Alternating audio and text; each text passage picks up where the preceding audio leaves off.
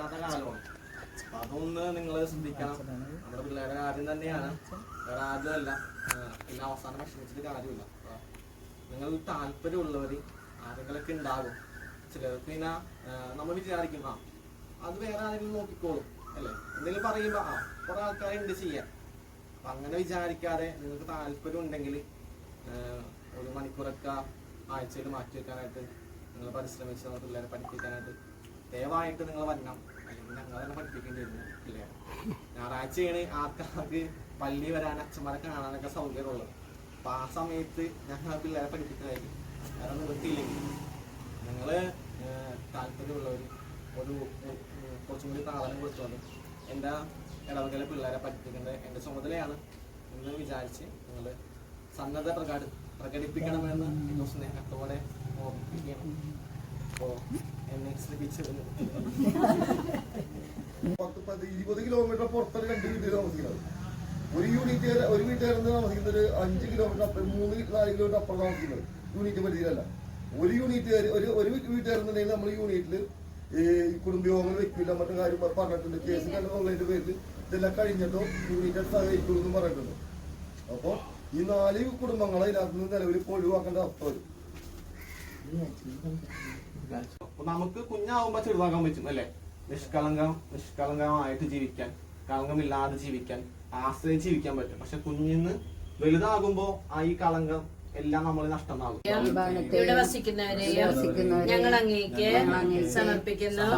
അങ്ങ് ഞങ്ങളുടെ രാജാവായിരിക്കണമേ. ഞങ്ങളുടെ പ്രവൃത്തികളെല്ലാം അങ്ങ് തന്നെ നിയന്ത്രിക്കണമേ.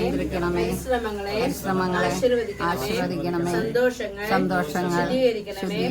സങ്കടങ്ങളിൽ ആശ്വാസം നൽകണമേ. ഞങ്ങളിൽ ആരെങ്കിലും അങ്ങയുടെ കൽപ്പനകൾ ലംഘിക്കുവാനിടയായാൽ ഞങ്ങളോട് ക്ഷമിക്കണമേ. ഇവിടെയുള്ളവരെ അകന്നിരിക്കുന്നവരെയും അനുഗ്രഹിക്കണമേ. മരിച്ചുപോയ ഞങ്ങളുടെ ബന്ധുമിത്രങ്ങളെ നിത്യഭാഗ്യത്തിലേക്ക് സ്വീകരിക്കണമേ.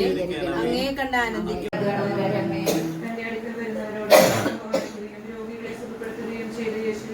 ഞങ്ങളുടെ സമൂഹത്തിലേക്ക് കടന്നു വരണമേ.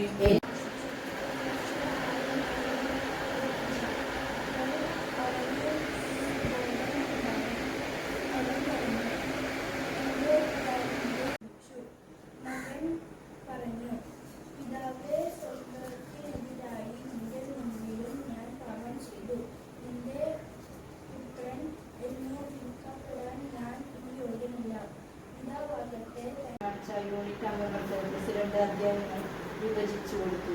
അനാമത്ത് ചിലവുകൾക്കായി യൂണിറ്റിൽ നിന്നും രഹസ്യ പിരിവ് നടത്താമെന്ന് കഴിഞ്ഞ യോഗത്തിൽ തീരുമാനിച്ചു. സോജൻ വലിയവർഗത്തെ ഹാർട്ട് ഓപ്പറേഷന് വേണ്ടി യൂണിറ്റിൽ നിന്നും ജീവിതത്തിൽ നമ്മൾക്കും ഈ ഒരു മടങ്ങി വരവ് അല്ലെങ്കിൽ ഒരു വീണ്ടും വിചാരം ദൈവവുമായിട്ടുള്ള ബന്ധത്തിൽ ഉണ്ടാകാനായിട്ട് നമ്മൾ പരിശ്രമിക്കണം എന്നതാണ്. രണ്ടാമതായിട്ട് നമ്മൾ കാണുന്നത് മൂത്തപുത്രനുണ്ട്.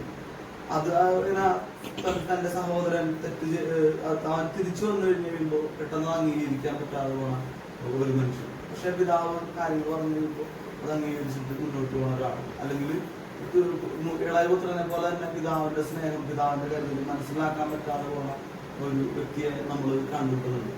അതോടൊപ്പം തന്നെ പിതാവിനെ കാണുന്നുണ്ട്.